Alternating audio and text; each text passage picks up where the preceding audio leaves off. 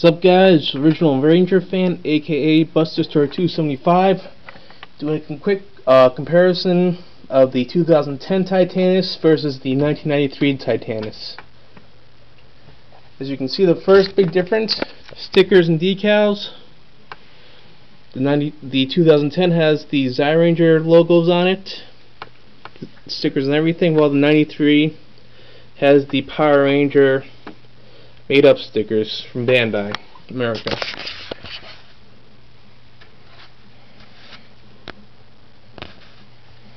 On the side you can see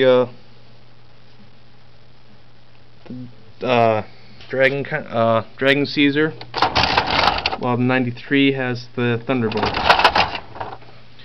Nice thing you can see differently is the size of it. The 93 Titanus on the right hand side, as I said, is a little bit bigger than the 2010 Titanus. Now, next thing I'll go directly is how it's set up. First is 2010 Titanus, the chest plate. Nothing in there. Basically, it's where you store the mix and morph gimmick. I have no real concern for those figures. I had the set before they came with the Titanus. Didn't bother taking them out because the fact that they're only releasing the Disney era guides, except for the Mighty Morphin, even though they did recast it, re-edit it, I should say.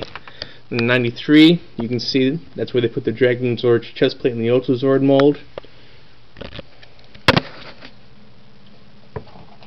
Chest pieces.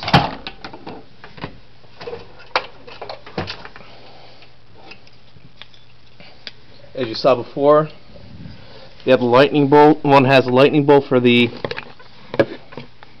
93 versus the original Zyranger stuff for 2010. Put that back in.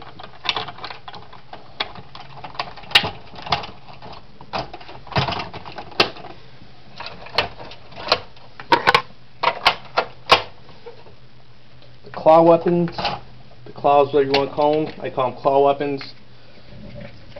The 93 versus 2, again, they re-edited them for the Mighty Morphin, the original casting of it. Has a big M there, while the 2010 has the, I guess, the show accurate symbols on it. The 2010 is one solid piece, unfortunately, while the 93 has a hinge. It's basically when it's on the claw mode for the Zord. It can be like that. While when you put on the Megazord, you can straighten it out. The one big thing they did change about this that I did like is the fact they made the claw weapon easier to put on. Because with the 93, it can pop off and you wouldn't know it. There's two little joints on the inside I should show. The connector right there, as well as these two. They have to get all three in place for it to stay on perfectly, like with the other side. While with the 2010, it's just a push button that you push on, and it's good to go. The blaster weapon.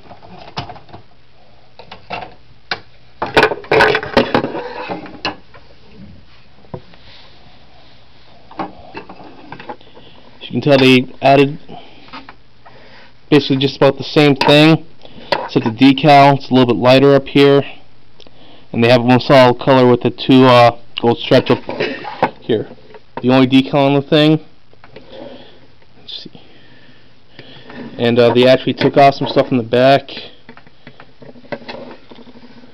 See right there? And that's how you connect it onto the 2010 Titanus in the back. And this part actually goes inside to the 93 Titanus.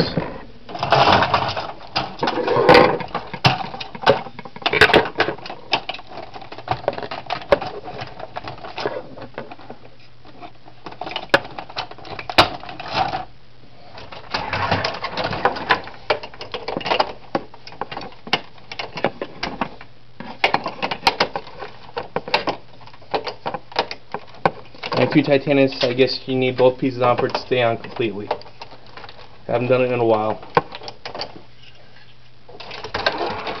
Next thing's with the next, actually, the Zord itself. Put that back on. Hopefully I have time still. Got plenty of time, I should say.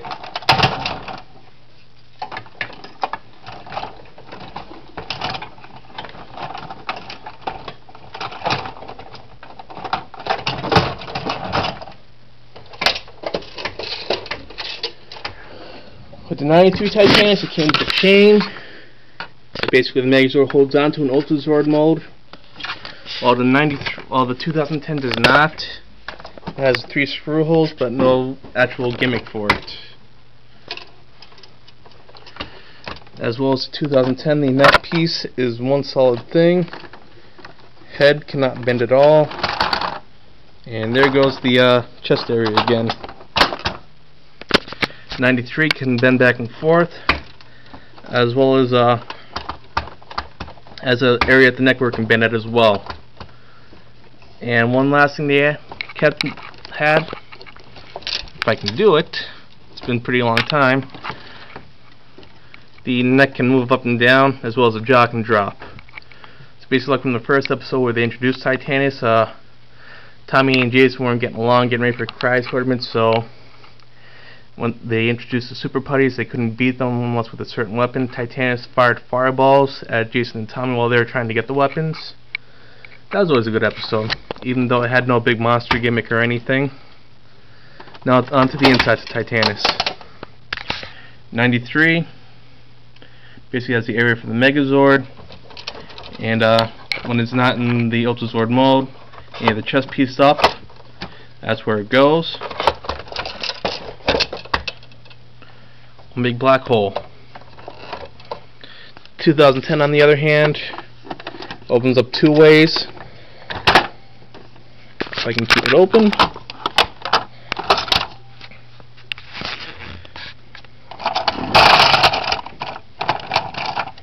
Has a mix and morph gimmick. It's a fun thing, but I have no concern with them due to the fact that they only released Disney era figures for it. Wild Force, SPD, Dino Thunder, and Mighty Morphin. None of the other series. If they did that, I actually would consider buying some of them. Let's see here. One last thing is 2010. It's not motorized, so that means you can move it back and forth, and the arms actually do move with it. Meanwhile, with the 93, it has a motor in it. You can see right there in the bottom, that's the pack where the battery goes, as well as they kept on the Zord Ranger symbol logo from the Bandai Japan version of it. Don't know why they did that. They added the open and all the other stuff in English. The 2010, they actually just made it one solid thing with a unique design and the area where the Megazord goes in.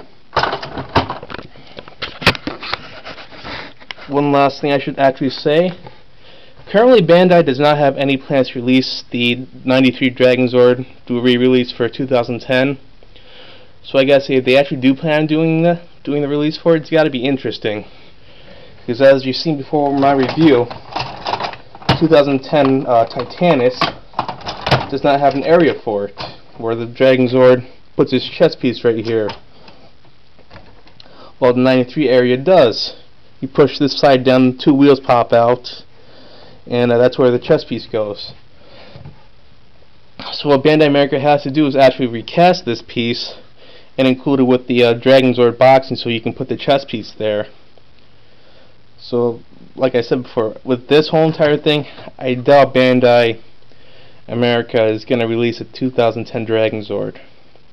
Which, again, in my opinion, is a stupid idea. Because for the past 2 or 3 years, they've been throwing out the Super Legends and Super Legends X Extreme figures with the Green Ranger. And since they showed the 2010 series, Mighty Morphin revised, kids know who the Green Ranger is. Now granted, it wasn't the same nostalgia as it was in 93 when kids first saw teenagers piloting giant robots and fighting monsters with them. But it was still pretty fun. Granted, they had 4 or 5 years before with Zord battles that robots are jumping in the air, flipping. The original 93 Zord battles are nothing compared to that. As much as I love them, they're nothing compared to this. Basically, call the Zords, form the Megazord, finishing move. Not that much to it, except for the Cyclops monster, Cyclops Zord, excuse me, and 2 or 3 other Megazord battles where they actually have problems in the Zords. Not that many though. So basically, I can't be wrong about the whole entire Dragon Zord thing, because from what I read on Ranger Board, guys said that the Ninja Storm Green Samurai Ranger Copter wasn't supposed to come out, and it did during the last release of stuff. Hey, never know what the future can bring in the way. Alright, that's Buster Story 275, aka Original Ranger Fan, with another review of Titanus. Oh yeah, one last thing too. Between the two, I gotta go with the classic 93 version. Although the 2010 does have its advantages, the whole entire mix and morph gimmick, that's nothing to me. That doesn't really do anything for me. Okay, I can buy retro labels for the 93 version, but I'd rather keep them, because this was the original one that I got. We had it at a KB Toys when I was, what, 8 years old, for about an hour and a half when they opened up. They only had 2 Titanuses, and a little kid and I always got into a fight about who gets them. Alright, Original Ranger Fan from Ranger Board, that was the review. Later.